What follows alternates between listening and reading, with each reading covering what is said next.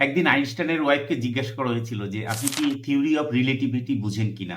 সে কিছুক্ষণ সময় নিয়ে ৩ থেকে ৫ সেকেন্ড সময় নিয়ে সে বলেছিল যে, "আমি আসলে থিওরি অফ রিলেটিভিটি বুঝি না। বাট আমি কিন্তু আইনস্টাইনকে বুঝি।"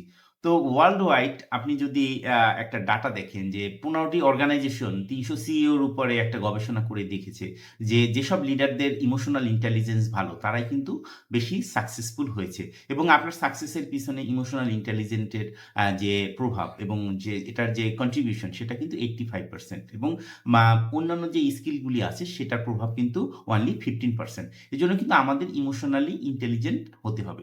তো আসলে ব্যাপারটা একটা উদাহরণ দিয়ে বলি। ধরুন আপনার একজন এমপ্লয়ি অফিসে একটু দেরি করে এসেছে। সে সাধারণত সঠিক সময় কিন্তু অফিসে আসে।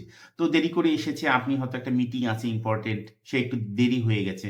তো আপনি দেখা মাত্রই তাকে রিঅ্যাক্ট না করে তার সাথে একটু কথা বলে, হ্যাঁ? তার সমস্যাটা একটু জেনে তারপরে যদি তাকে রিঅ্যাক্ট করেন বা তাকে একটা গাইড দেন, এটাই কিন্তু একজন ইমোশনাল ইন্টেলিজেন্ট লিডারের কাজ।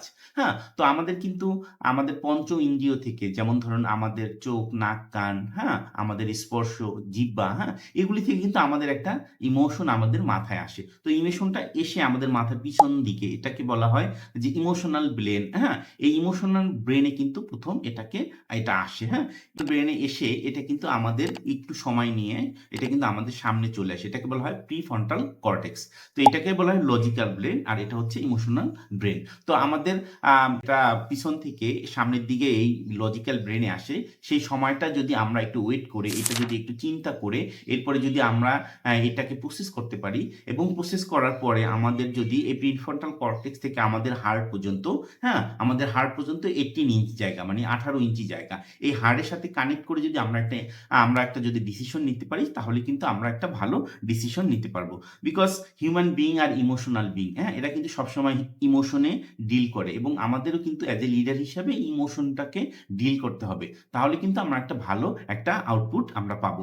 আমাদের ব্রেইনে যখন একটা থট আসে, থটটা আসার পরে সেটা কিন্তু একটা ইমোশন হয়।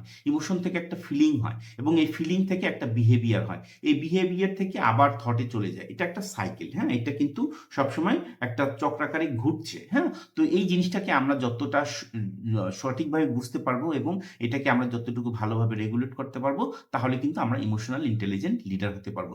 এখানে শুধু একটা খেয়াল রাখতে হবে যে আমরা যদি ইমিডিয়েট কোনো ডেঞ্জার আছে, যেমন ধরেন একটা সাপ আপনাকে অ্যাটাক করেছে বা আপনার সামনে একটা বাঘ চলে এসেছে, তখন তো আর আপনি আসলে এত কিছু চিন্তা করবেন না। তখন কিন্তু আপনি ইমিডিয়েট ওই জায়গাটা লিভ করবেন। আদারওয়াইজ কিন্তু আপনি সবসময় কিন্তু আপনার যখন একটা থট আসবে, হ্যাঁ? সেখানে যখন আমার ইমোশনাল ব্রেইনে আসছে, সেখান থেকে লজিক্যাল ব্রেইনে, তারপরে হচ্ছে হার্ডে এটাকে আমি প্রসেস করে তখন কিন্তু আমি একটা ডিসিশন নিবো। যেমন ধরেন অনেকগুলো ইমোশন আমাদের আছে। Fear, anger, disgust, sadness, happiness, surprise. এই জিনিসগুলি সবগুলি কিন্তু আমাদের দরকার আছে। যেমন ধরেন ফিয়ার দরকার আছে যেটা ভয়। ফিয়ার না থাকলে আপনি কিন্তু ১০ তলা বিল্ডিং থেকে লাফ দিয়ে পড়তেন, হ্যাঁ? আপনার অ্যাঙ্গার না থাকলে কিন্তু আমাদের দেশ স্বাধীন হতো না। তারপর ট্রাস্টেরও একটা ভূমিকা আছে। যেমন ধরুন আপনার ট্রাস্ট আছে বলেই কিন্তু আমরা আগে কিন্তু ভাবতাম যে শূকরের চর্বি দিয়ে কিন্তু সাবান বানানো হয়। ট্রাস্টের জায়গা থেকে কিন্তু আমাদের অ্যারোমেটিক হালাল সাবান এসেছে।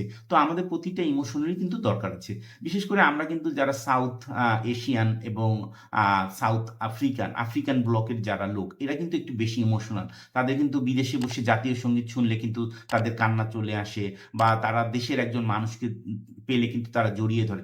এটা খারাপ কিছু না। প্রতিটা ইমোশনই দরকার আছে। প্রতিটা ইমোশনই ভালো, হ্যাঁ? আপনার কিন্তু কান্না করারও দরকার আছে, হাসারও দরকার আছে।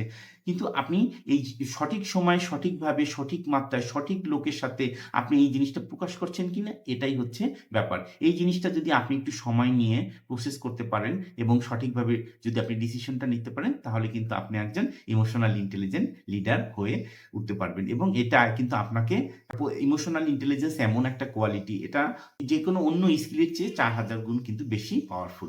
তো ইমোশনাল ইন্টেলিজেন্ট লিডার হন এবং আপনার কর্মজীবনে কিন্তু আপনি অনেক সাকসেসফুল হয়ে উঠুন।